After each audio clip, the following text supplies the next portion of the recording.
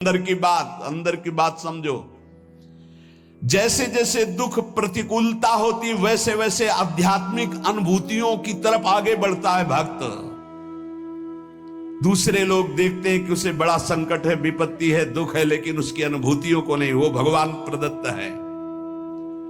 वास्तव में प्रतिकूलता वही है जो भगवान से विमुख कर दे। वो प्रतिकूलता, वो दुख, विपत्ति नहीं जो भगवान के अनुभव में डुबो दे। सांसारिक राग आसक्ति से पतन होता है, इसलिए भगवान अपने भक्त की प्रतिकूलता, विपत्ति, दुख आदि पर ध्यान नहीं देते, उसके भाव को दृढ़ करते हैं, अध्यात्म की ऊंचाई बढ़ाते हैं। इसलिए भगवान भक्त के पास आई हुई प्रतिकूलता सुरक्षित रखते हैं, कहीं फंस न जाए अनुराग में, अनुकूलता में, संसार के राग अनुराग में आगे बढ़े। इसलिए पग पग पर भक्तों के जीवन में प्रतिकूलता देखी गई और उनको कभी निराश उदास थोड़ी देखा गया। विनाशाय च दुष्कृतम, दुष्ट मनुष्य अधर्म का प्रचार करता है, धर्म का नाश करता है। दुष्ट की पहचान जो शास्त्र विरुद्ध आचरणों को स्थापित करता है, शास्त्र विधान का खंडन करता है, उसे दुष्ट कहते हैं। कोई भी हो जो शास्त्र विधान का सम्मान करता है और शास्त्र निषेध का त्याग करता है, उसे धर्मात्मा, साधु कहते हैं, महात्मा कहते हैं। भगवान उनका विनाश करते हैं जो शास्त्र विधान का उपहास करते हैं और निषेध की स्थापना करते हैं। ये नहीं करना चाहिए तो कहते करो, कोई भी हो, परिणाम देख लेना, परिणाम देख लेना। विवेकवान परिणाम का इंतजार करते हैं, तुम क्या बो रहे हो ये नहीं देखते। जब काटोगे तब तुम्हें बताएंगे क्या काटा तुमने। जो मनुष्य कामना के अत्यधिक बढ़ने के कारण झूठ, कपट, छल, बेईमानी, दुर्गुण, दुराचारों में लगे होते हैं, उनका स्वभाव बन जाता है शास्त्र की निंदा करना, साधु की निंदा करना, सद्गुण सदाचारियों पर अत्याचार करना, उनको दुख देना। भगवान कहते हैं ऐसों का विनाश मैं स्वयं करता हूं, तिनकर काल रूप में भ्राता, उनके लिए मैं काल दंड बन जाता हूं। दुष्कृताम, दुष्कृति करने वालों का विनाश आए च दुष्कृताम, विनाश करता हूं। महाराज भगवान तो सब प्राणियों में सम है, उनका ना तो कोई मित्र है ना बैरी है। फिर वो तो बोले समोहम सर्वभूतेषु न मे द्वेष्यः न मे प्रियः। फिर ये क्या लीला है? अरे उनके लिए जैसे महात्मा तैसे दुरात्मा, वो तो सब में विराजमान है, उनके लिए न कोई द्वेष का पात्र न कोई राग का पात्र है। समाधान, उत्तर, संपूर्ण प्राणियों के परम सुहृद होने पर भगवान किसी से भी वैर नहीं करते। पर ध्यान रखो, भगवान का एक वचन है, वो अपने शरणागत का पक्षपात करते हैं। हम भक्त पराधीनो असुतंत्र।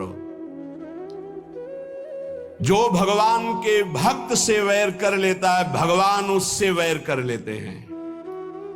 सुनो सुरेश रघुनाथ स्वभाव, निज अपराध रिसाही न काऊ। जो अपराध भगत कर करई, राम रोष पावक सो जरई। भक्त भक्तिमान, भगवान का अपराध कर दोगे तो क्षमा कर देंगे, लेकिन भक्त का अपराध कर दोगे तो पक्की दुश्मनी ठान लेंगे। दुखिया को न सताइए, दुखिया देगा रोए, जब दुखिया के मुखिया सुने तो तेरी गति क्या होए। एक काल के थप्पड़ में सब फैल जाता है। ये तो अभी जवानी है और बुद्धि चल रही है, तो जो चाहो बोल लो, समय आएगा बोलने लायक नहीं रहोगे, प्रार्थना करने लायक नहीं रहोगे। भगवान का स्वभाव है, उनका अपराध कर दोगे क्षमा कर देंगे, भक्त का अपराध करोगे सीधे वैर भगवान ले लेंगे। कौन निपट सकता है उनसे? भक्तों को कष्ट देने वाले, निंदा करने वाले, अपराध करने वाले दुष्टों को स्वयं भगवान अपना दुश्मन मानते हैं। पाप का विनाश भक्त करते हैं और पापी का विनाश भगवान करते हैं। ये पाप का विनाश भक्त करते हैं, पापी का नहीं। पापी का विनाश भगवान करते हैं। अगर भक्त की शरण में आ जाए तो पापी रहेगा ही नहीं, क्योंकि पाप नष्ट हुआ तभी तो वो साधु हृदय का संग कर पाएगा। साधु संग मात्र से संत दरस जिम पातक टरई। साधुओं का परित्राण भगवान जिस कृपा से करते हैं, उसी कृपा से युक्त होकर दुष्टों का विनाश करते हैं। क्योंकि साधुओं के परित्राण में भगवान का जितना प्यार है उतना दुष्टों से भी प्यार है। क्या? दुष्टों को मारकर परम पद देते हैं, साधुओं को प्यार करके परम पद देते हैं। क्योंकि वो वैर करते हैं, इसलिए उनको ऐसे भगवान उद्धार करते हैं। भगवान किसी के प्रति भी तनिक भी अमंगल भावना नहीं, पर भक्त के द्रोह करने के कारण जहां किसी भक्त को कष्ट दिया जाएगा, फिर भगवान उसे चैन से नहीं रहने देंगे।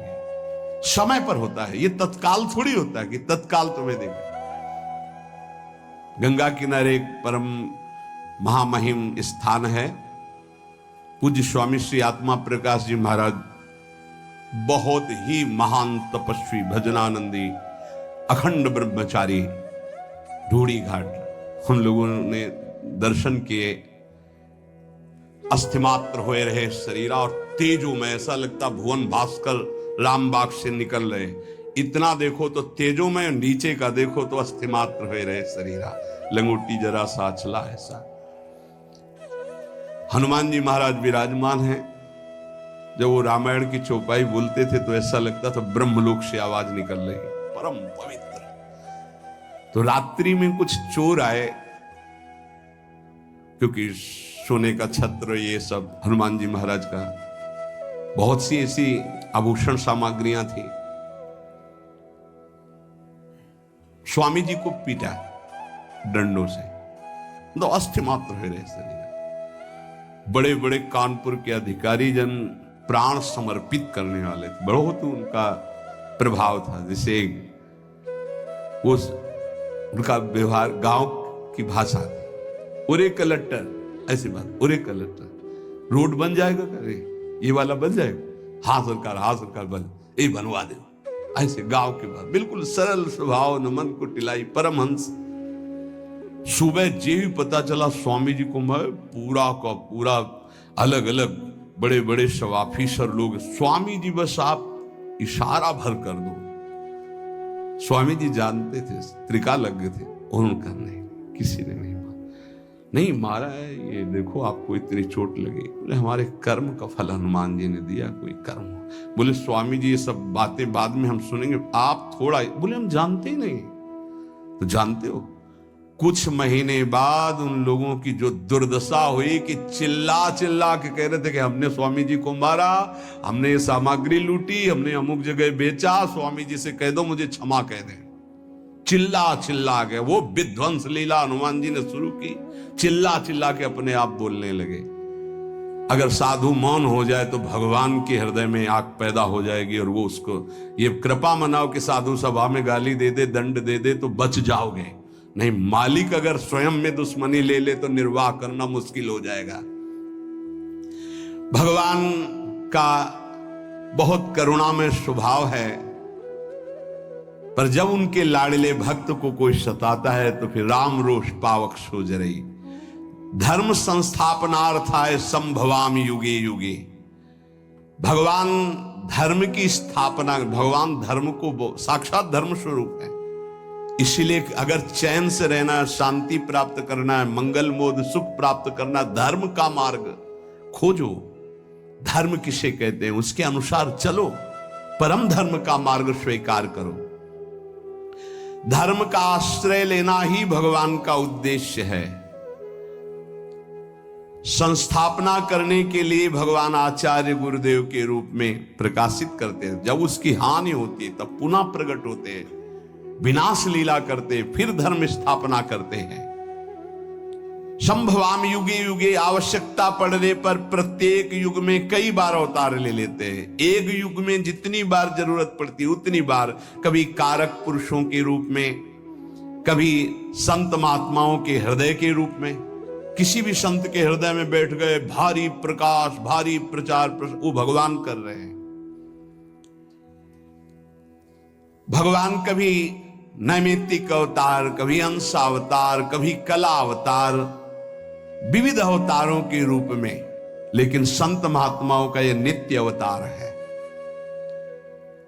भगवान तो सर्व समर्थ हैं, फिर संतों की रक्षा करना, दुष्टों का विनाश करना, धर्म की स्थापना करना, इसके लिए अवतार लेने की क्या जरूरत है? एक संकल्प से अनंत ब्रह्मांड प्रकट हुए, तुम दुष्टों का विनाश संकल्प से ही कर देते ना।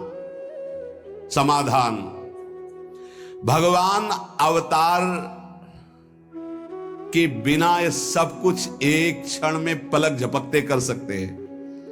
लेकिन जिन भक्तों ने आकांक्षा की कि यार बनकर हमारे साथ खेले, कांत बनकर हमारे साथ खेले, लाला बनकर हमारे आंगन में घुटनों के बल चले, इसकी पूर्ति संकल्प से नहीं होगी।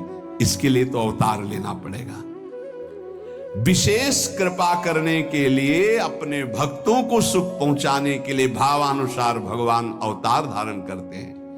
अवतार काल में भगवान का दर्शन होता है, स्पर्श होता है, वार्तालाप होती है, और जो भगवान लीलाएं करते हैं उनको जो गाता है, श्रवण करता है, चिंतन करता है, उपदेश करता है, आचरण में लाता है, वो सब भगवान को प्राप्त हो जाते हैं। सदा सबका उद्धार करने के लिए भगवान का अवतार होता है, भक्तों को सुख पहुंचाने के लिए उद्धार होता है, दुष्टों को परम पद प्रदान करने के लिए भगवान का अवतार होता है। भगवान के लिए कोई कर्तव्य नहीं है, उन्हें कुछ पाना नहीं है, वो केवल अपने भक्तों के आवाहन पर अवतरित होते हैं। श्री भगवान कहते हैं, हे अर्जुन, यदा यदा हि धर्मस्य ग्लानिर्भवति भारत, अभ्युत्थानमधर्मस्य तदात्मानं सृजाम्यहम्। हे भरतवंशी अर्जुन, जब जब धर्म की हानि और अधर्म की वृद्धि होती है, तब तब मैं अपने आप को साकार रूप में प्रकाशित करता हूं। वैसे मैं सर्वत्र व्याप्त हूं। यदा यदा हि धर्मस्य, धर्म की हानि और अधर्म की वृद्धि जब होती है तो भगवान को बेचैनी होने लगती है। भगवत प्रेमी, धर्मात्मा, सदाचारी, निरपराध, निर्बल, इन पर जब नास्तिक, पापी, दुराचारी, बलवान मनुष्य अत्याचार करते हैं, सद्गुण सदाचारों की एकदम धज्जियां उड़ जाती हैं, दुर्गुण दुराचार अत्यधिक सफल दिखाई देते हैं, वृद्धि को प्राप्त होते हैं, तब तब भगवान जब देखते हैं किसी संत, महात्मा, योगी, मुनि से अब कुछ नहीं संभलेगा, तब आप पधारते हैं। जब जब आवश्यकता पड़ती तब तब भगवान अवतार लेते हैं। एक युग में जितनी बार आवश्यकता और अवसर प्राप्त होता उतनी बार अवतार लेते हैं, उतनी बार अवतार लेते हैं। जैसे समुद्र मंथन में भगवान ने कई अवतार धारण किए, उसी समय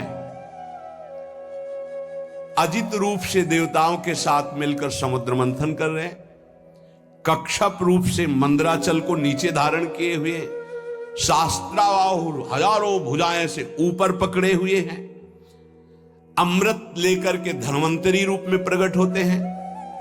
दैत्य लोग अमृत ले जाते हैं तो मोहिनी रूप धारण करके अमृत देवताओं को पिलाते हैं। एक ही लीला में कई अवतार धारण कर लिए। अधर्म की वृद्धि और धर्म का ह्रास होने का मुख्य कारण है नाशवान पदार्थों की ओर आकर्षण। जैसे केवल माता पुत्र पैदा नहीं कर सकती, पिता का संयोग अत्यंत आवश्यक है, ऐसे ही ये प्रकृति स्वयं रचना नहीं कर सकती, इसमें पिता परमात्मा की आवश्यकता, उसी के संयोग से ये संपूर्ण ब्रह्मांडों की रचना हुई है। प्रकृति और परमात्मा यही असली माता पिता हैं सबकी सृष्टि के। ये जो शरीर देख रहे हैं, जितनी रचना देख रहे हैं, ये दो से बना हुआ है, परमात्मा तत्व और प्रकृति के द्वारा। हर जगह आपको दो मिलेंगे, कोई ऐसा कण नहीं जहां दोनों हो। सब जगह परमात्मा तत्व व्याप्त है, कोई जगह ऐसे, मुर्दे में भी व्याप्त है। मुर्दे में वेन के शरीर को मथा तो भगवान निकल आए, पृथु भगवान का अवतार हो गया। खंबे से भगवान नरसिंह रूप में निकल आए। धन्ना जाट को भांग का सिलवट्टा दिया था, उससे भगवान प्रकट हो गए। कुत्ते से नामदेव, भूत से भगवान। कोई ऐसी जगह नहीं जो भगवान ना हो। और प्रकृति, ये जितना हमारे नेत्रों से दिखाई दे रहा, मन से सोचा जा रहा, सब प्रकृति के अंतर्गत है। गो गोचर जहां लगु मन जाई, सो सब माया जानो भाई, दो से ही बना हुआ है। बिना परमात्मा तत्व के प्रकृति कुछ नहीं कर सकती। जैसे हाइलोजन है, बिजली से ही चमकेगा। साधु किसे कहते हैं? जो सदैव दूसरों का हित करने का स्वभाव रखता है, जो स्वयं बड़े से बड़े कष्ट को सहकर दूसरों का मंगल करता है, जो सदैव भगवान के नाम रूप गुण प्रभाव लीला में निरंतर डूबा रहता है और दूसरों को प्रेम पूर्वक नाम स्मरण, नाम कीर्तन, भगवत लीला आदि में लगाता है, ऐसे भगवान के भाव में डूबे हुए आश्रित जनों को साधु नाम पद कहा गया है।